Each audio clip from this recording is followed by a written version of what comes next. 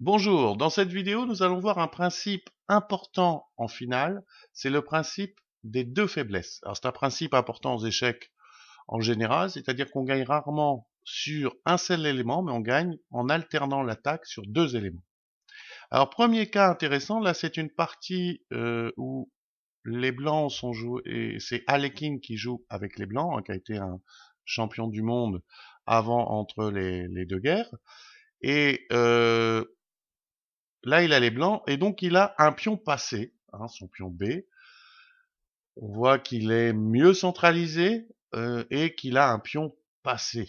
Alors, je vous laisse un petit peu réfléchir avec les blancs comment vous joueriez cette partie, quel plan vous adopteriez pour cette partie. On parle de plan hein, plus que de coup. Voilà. Donc c'est au blanc de jouer, mettez sur pause un petit peu pour vous imprégner de la position. Alors voilà, donc Alekhine a décidé, lui, son plan général, c'est de ne pas pousser le pion pour l'instant. Parce que s'il poussait le pion,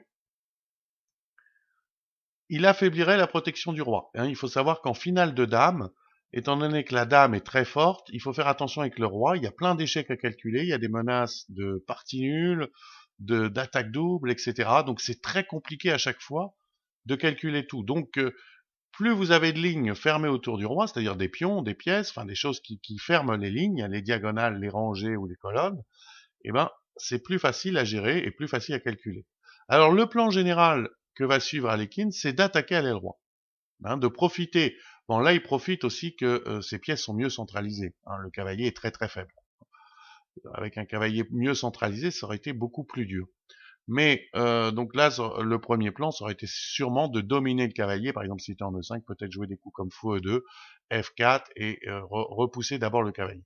Mais là, on a déjà une position où le cavalier le cavalier est moins fort que le fou, que les pièces blanches sont mieux centralisées de manière générale. Alors le premier coup, c'est dame D4, un petit coup de centralisation. Donc ça, très important, la dame doit être centralisée au maximum, hein, c'est un principe aussi important des finales de dame. Donc toujours vérifier ses échecs, hein.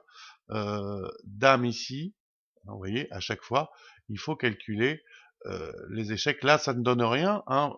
Je serais peut-être Bon, je peux peut-être aller là avec l'idée de venir en B3, hein, sur Dame à 5, mais et là je ne crains pas évidemment l'échange des dames hein, par Dame B6, mais je peux également aller en C2 et comment dirais-je, la Dame n'a déjà plus d'échecs, hein. Enfin plus d'échecs intéressant. Voilà. Alors qu'est-ce qu'il a joué? Il a joué Dame 7 et là joli coup d'Alekhine, fou D3. Alors quelle est l'idée de ce coup? Vraiment bon, il était sur une diagonale ouverte. Hein, et il se met sur une diagonale fermée, hein, fermée par une petite chaîne de pions. L'idée, c'est que, comme souvent, quand vous avez un fou de case blanche et que l'autre n'en a pas, il faut attaquer les cases blanches. Donc il décide d'attaquer ici pour créer une deuxième faiblesse. Hein. La première faiblesse des noirs, bien sûr, c'est ce pion. Hein, enfin, ce pion qui est un pion passé. Donc déjà, ça veut dire que, comme on l'a vu tout à l'heure, les noirs ne peuvent pas échanger les dames. Sinon, ils vont perdre assez rapidement. Ça veut dire donc que moi, je peux centraliser ma dame et il ne pourra jamais la menacer puisque sinon, je l'échangerai. Donc là, je vais passer à l'attaque sur les cases blanches ici. C'est l'idée d'Alekhine. Il va attaquer ces cases blanches. Vous voyez que c'est pas facile à voir hein, parce que surtout qu'on est tenté de pousser le pion. Et ben lui, non, il le garde en réserve. C'est un avantage qu'il garde qui donc lui permet, de protéger le roi, et en plus de pouvoir jouer toutes les finales de pièces mineures, voire de pions complètement gagnants. Fou D3. Donc les noirs n'ont pas grand-chose à faire. Ils jouent Dame C7. G4. Alors toujours, hein, il faut en finale de Dame, comme je vous disais, il y a du calcul. Là, c'est pas très compliqué. Le pion H2 n'est pas vraiment en l'air parce que Dame D7, admettons. Hein, Dame D7, le roi, je ne sais pas, il va en H6 pour éviter que je prenne le cavalier sur échec. Je prends le cavalier, et là, il faut vérifier que, non, il n'y a pas grand-chose. Hein. Les dames G1, je pourrais même faire Dame C1 échec. Vous voyez, force l'échange des dames. Donc, on peut vraiment pas jouer Dame prend H2. Roi F7. parce que évidemment, il menace peut-être des G5 également, hein. Donc roi F7 pour éviter. Et là, H4. Avec l'idée toute simple de jouer H5. Et ça va très très vite, hein, quand on a une idée. S'il joue H5 lui-même, évidemment, j'ai des dames E4 qui traînent. Donc les noirs vont s'écrouler très très vite. Hein. C'est cavalier B6, H5. Et bah pareil, hein, je menace dame E4 hein, qui traîne. Puis on prend, puis on prend. Et là, joli coup, dame C6. Voilà. Donc il évite les menaces avec dame E4. Et il attaque F3. F3 parce que évidemment bon si dame prend F3 dame prend B6 j'ai dame prend D3 échec et voilà on peut peut-être gagner cette finale de dame mais bon enfin non ça devrait être nul mais c'est très compliqué de toute façon. Et là pareil un joli petit calcul d'Alekhine. Alors il évite fou prend H7 parce que il y aurait une nulle. Alors je vous laisse la calculer. Donc imaginons que les blancs jouent fou prend H7, il y a une possibilité nulle sur dame prend F3, dame B6. Bon, ça c'est pas très compliqué. Mettez sur pause et cherchez. Voilà, hein, c'est tout simplement. Si fou prend H7, dame prend F3, dame prend B6, dame D1. Voilà, dame A4. Oui, nul. Hein. Toujours se méfier en finale de dame. Des possibilités de nul comme ça arrivent très très vite. Donc il joue un autre coup, il joue fou C2. Fou E4, pardon. Fou E4. Donc son idée, c'est d'essayer de déloger la dame, hein, de maximum du contrôle des cases centrales. Il centralise le fou. Centralisation, un autre principe très important. Dame B5.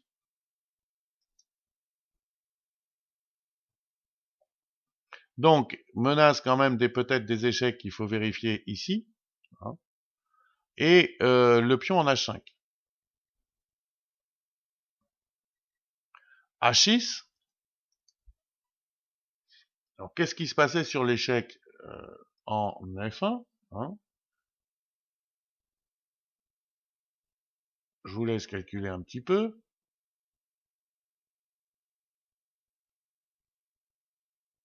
Bon, on tenait quand même la position, hein, puisqu'on peut aller se cacher en B3 avec le roi. Hein, et vous voyez qu'on tient bien la troisième rangée. Hein. Évidemment, la dame tient bien les cases ici d'échec éventuel. Donc, imaginons dame F1. Je ne peux aller soit en A2, soit en C1, en C2. Mon idée, c'est de venir en B3 de toute façon.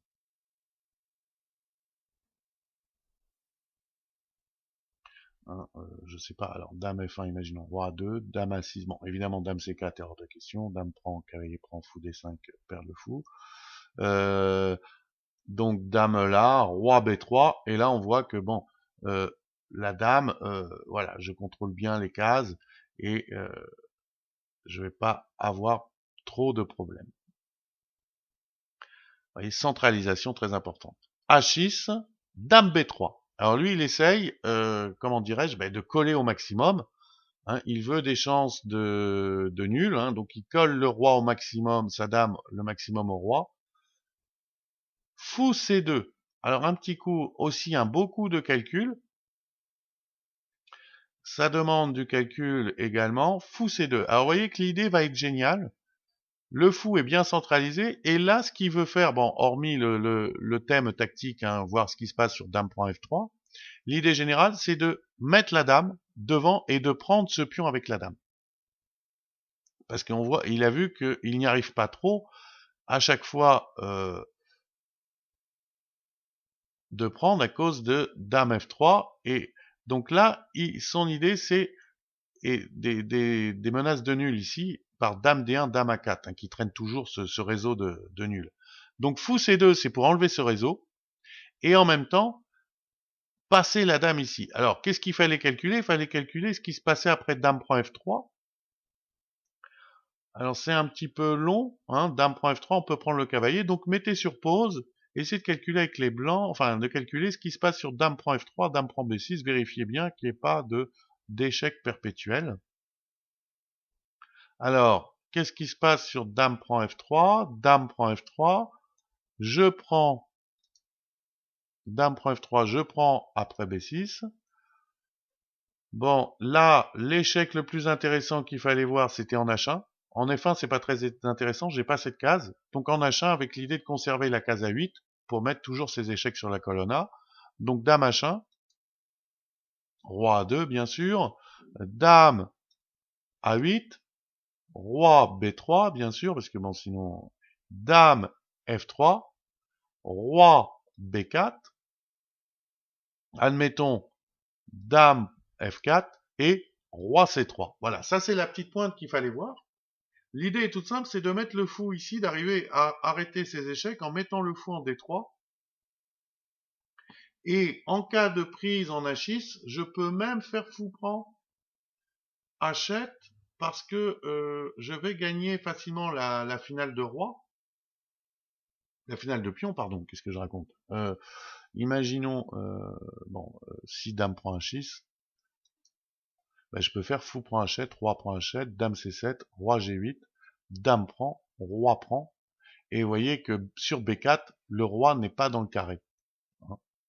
Quand je joue B4, le roi est en H7 et le carré est ici. Hein.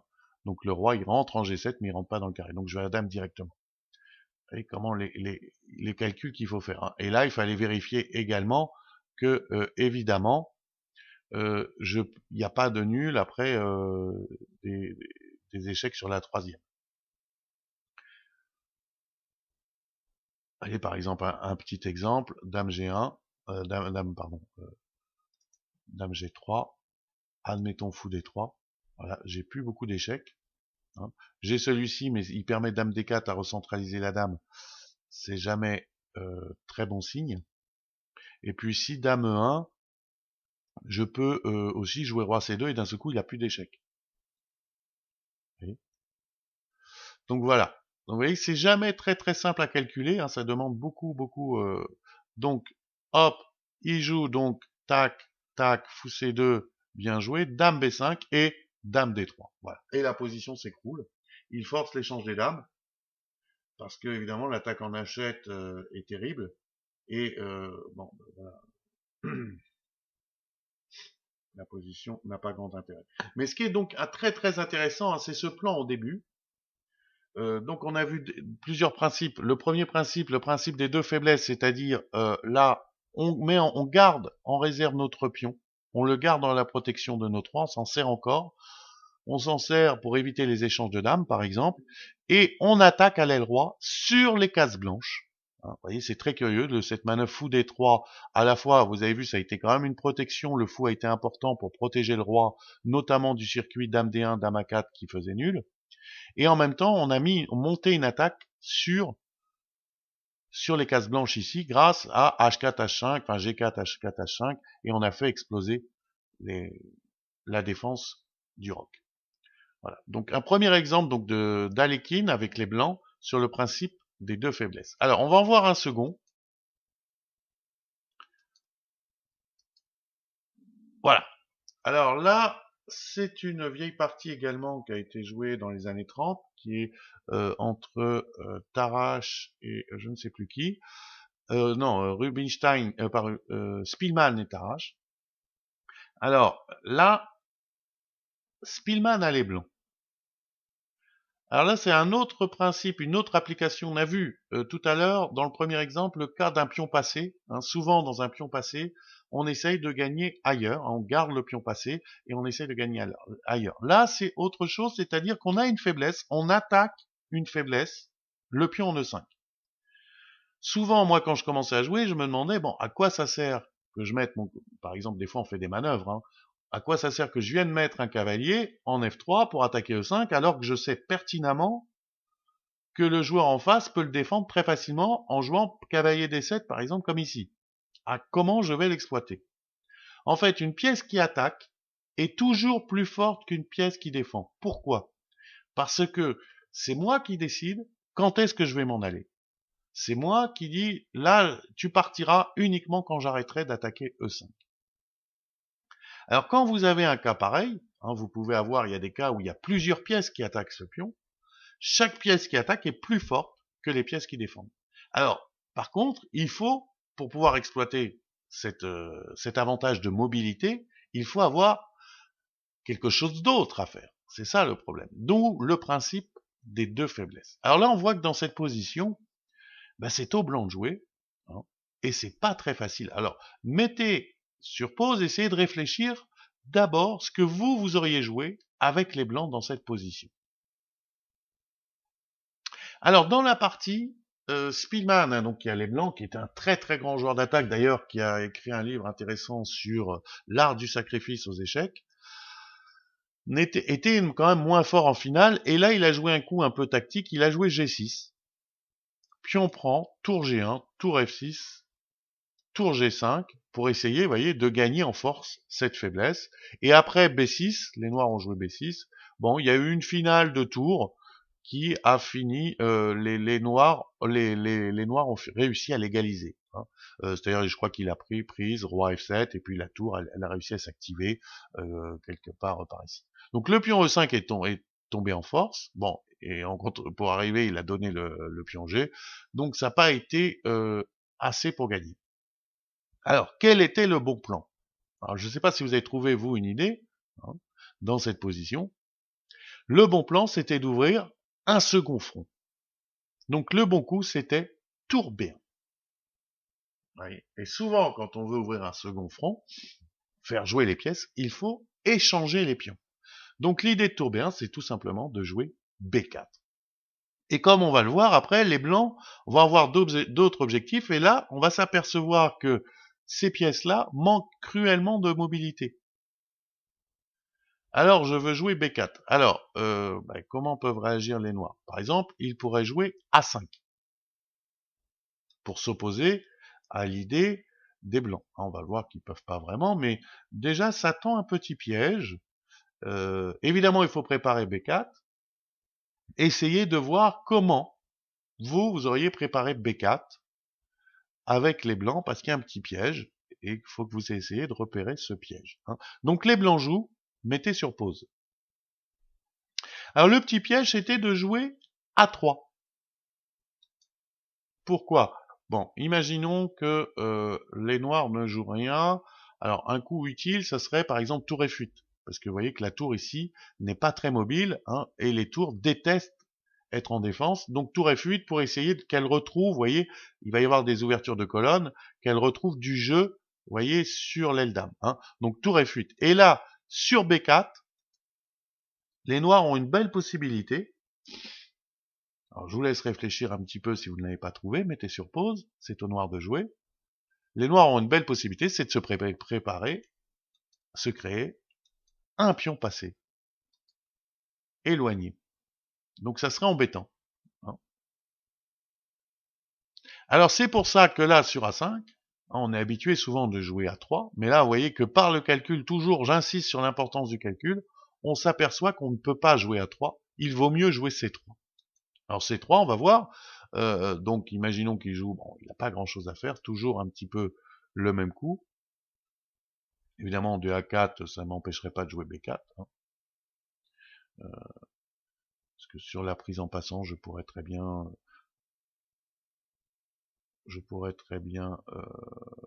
reprendre peut-être du pion, hein, et puis prendre la colonne A, hein, peut-être. Donc, imaginons tour F8, B4, et vous voyez que là, j'ai enlevé la possibilité des noirs de se créer un pion passé. Vous voyez la petite différence. Donc, je sais pas, admettons qu'ils prennent, je prends. Là, évidemment, il n'a pas le temps de jouer à 4 parce que c'est moi qui prendrai la colonne ouverte, donc il prend ici, tour là, et j'attaque le pion B7, donc le coup logique, ça serait B6. Et là, c'est intéressant. Mettez sur pause, tiens, pour voir ce que vous joueriez vous dans cette position. Et ben le coup, c'est tour à 4. avec l'idée de venir en A7, et voyez la force de la tour, parce que il est possible hein, que la tour noire arrive ici en contre-attaque. Hein. Et ben le pion A est déjà défendu. Vous voyez que là tout est déjà bien défendu. Hein, les pions là sont bien défendus. Donc tour là avec l'idée tour A7 et j'ai pas de, les noirs n'ont pas de contre-jeu. Alors, toujours éviter le contre-jeu au maximum, surtout en finale de tour. Tour A4 et vous voyez que là, ben, les noirs sont en difficulté. Je vais attaquer le cavalier. Alors, je sais pas, admettons roi F7, il centralise, il va défendre son cavalier. Tour A7. Bon, évidemment, là, il faut qu'il joue, il faut pas qu'il joue roi E7, hein, il y aurait cavalier prend E5, exploitant le clouage, donc il joue roi E8. Et puis là, pareil, H4. Et alors, à quoi sert H4 toujours, hein, je vais essayer de créer, parce que, vous voyez, là, il y a un moment ou un autre, je vais, euh, il risque d'y avoir de se passer quelque chose sur la colonne. Hein. Je sais pas, je vais peut-être jouer des D4 à un moment, cavalier prend, attaquer ici, et voir il va se passer donc H4 avec des idées de grignoter. Et vous voyez que là, les noirs sont complètement ficelés. Ils peuvent pas jouer. Et moi, j'ai beaucoup plus d'opportunités que tout à l'heure. Vous avez vu comment, en quelques coups, avec cette manœuvre tour B1, B4, j'ai réussi à trouver de nouvelles objectifs. Vous voyez, le pion E5 n'est plus qu'un sous-entendu. Hein, je peux aussi, on verra comme tout à l'heure, des fois transférer le cavalier en C4, qui est très fort, hein, pour attaquer, mettre l'accent sur une deuxième faiblesse. Alors, donc ça c'était sur A5. Alors admettons maintenant, pour voir un autre exemple, donc on a dit, hein, dans cette position, je joue tour B1 avec l'idée B4. Donc là, on vient de voir A5, ne surtout pas jouer A3 à cause de ce truc de pion passé, jouer C3 plutôt pour jouer B4. Alors imaginons maintenant qu'il fasse pas grand-chose, il joue B6. Alors je joue B4, prise, prise. Donc il fait pas grand-chose, mais il se dit, bon ben voilà, je crée, je, au moins mon pion B est défendu par le pion A7 et mon cavalier au moins il a plus qu'un boulot. Alors, roi F8, admettons. Bon, vous voyez que les noirs n'ont pas grand chose à faire. Roi F8. Tour C4.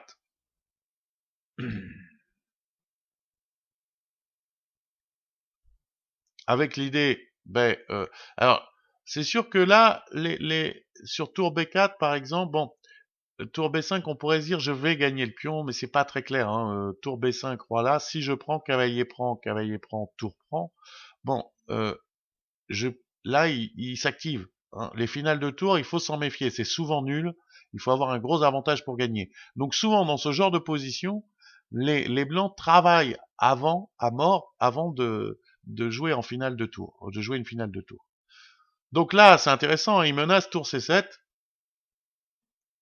avec des attaques et puis éventuellement, alors A5, admettons, tour échec. Et vous allez voir que là, roi E7, tour ici. Vous voyez, on attaque un peu partout. Hein. Plutôt que de se contenter du pion E5, on attaque ailleurs. À l'aile dame, à l'aile roi. Hein. Alors, G6. Et là, C3. Alors, quelle est l'idée de C3? Bon, ben, c'est d'essayer de jouer D4, bien sûr.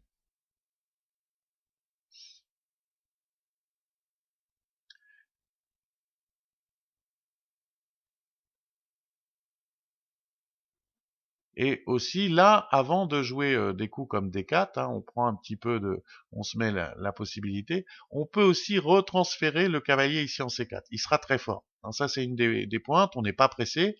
Donc cavalier D2, cavalier C4. Pourquoi le cavalier sera plus fort? Pourquoi? Parce qu'il met toujours cette pression. Bon, le seul problème, il ouvre la colonne F. Mais là, grâce à cette action qu'on a fait à l'aile roi, la tour, elle est quand même mobilisée maintenant à la défense du pion H7. Donc, je peux maintenant ouvrir la colonne F et retrouver une meilleure position pour mon cavalier. Pourquoi meilleure? Parce que le cavalier ici va attaquer E5, mais en même temps B6 et A5, parce que A5 c'est important aussi, parce que le pion B se retrouve bloqué. Alors, ben voilà, hein, il n'y a pas grand-chose à faire. C'était bon, je crois que ah oui, des joueurs disaient que ça c'était la meilleure solution, hein, pour éviter cavalier D2, cavalier C4, et les noirs peuvent plus bouger une oreille. Alors l'idée c'est tour prend F3, roi prend F3, cavalier F8. Hein. Donc profiter de l'enfermement de la tour ici, avec l'idée de revenir la gagner par G7. Mais évidemment, les blancs, pardon, les blancs vont pouvoir gagner facilement à l'aile dame, hein, la finale de pion. Donc ils abandonnent, ils jouent roi E3, roi F7, D4, avec l'idée d'ouvrir le chemin de l'aile dame, hein. Donc imaginons roi G7, tour prend, évidemment je repère la qualité, mais là je joue roi D3 et je menace roi C4. Roi E7, roi C4, roi D6, roi B6, et la finale, bon ben là je vais gagner la finale de pion, hein. Donc je ne veux pas trop rentrer en détail. Bon, par exemple, si je joue B5, ben là, cette fois-ci, je peux prendre un E5 et passer par C5. Voilà. Voilà, donc c'était deux petites vidéos, deux premières vidéos sur ce principe très important de l'attaque des deux faiblesses. On a vu deux cas. Un, lorsqu'on a un pion passé, c'est de trouver, pareil, c'est un avantage de trouver une nouvelle faiblesse. Donc là, ça a été l'attaque des cases blanches à l'aile roi, vous voyez, qui n'est pas du tout visible. Donc j'ai le pion passé, mais je le pousse pas tout de suite. Je m'en sers pour, là, c'était pour protéger le roi, mais ça de manière générale, parce que là c'est une finale de dames, mais de manière générale en finale, ça me sert surtout pour pouvoir mieux placer mes pièces, parce que mon adversaire n'a pas le droit de les échanger, hein, sinon il jouerait des finales perdantes.